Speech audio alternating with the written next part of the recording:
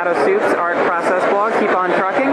And if you could introduce yourself. I'm Allie. I'm here with the Spider Force Collective at SPX. I got a table, got the comic workout. Okay. And is Shenanigans debuting at SPX? How long has it been around? I finished it about a year ago. It's not the first time the comic has been around, but this is the first time I've really made like a larger printing run and brought it anywhere. And I'm planning after this to start selling it in an online store, which I've never done before. So. Okay, and you've released it in smaller forms at other conventions in the past? Not as such. In much smaller runs. I have like 2 or 3 copies. So. Oh, okay, I see. And how's the fan response been to it so far? It's been decent. SPX has definitely had a good response to the comics compared to other conventions I've been to. So. Okay, and can you tell me a little bit about the process you used to create the comics? All of the pages are sketched on paper and inked using a calligraphy brush pen, and then scanned in, brought into Photoshop, and colored and textured there. And what inspired you to take this approach? Is it just the way you've always worked, or did you find yourself just using that technique because Shenanigans lended itself to it? I've been working on a much longer webcomic for a while called Prowl, which is about a 600-page long opus. And my process for the pages was largely developed out of what was easy for me at the time. Announcement time. Give it a minute. Sorry. Sorry, we're at the end of the convention. Talk over the announcement.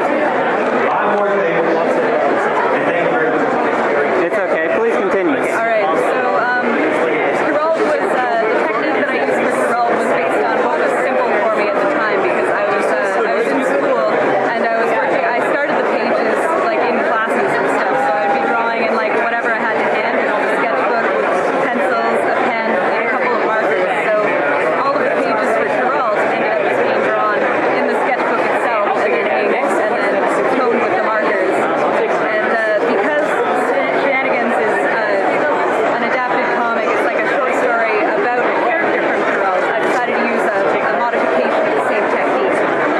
I wanted it to be in color just so it's a little more eye-catching.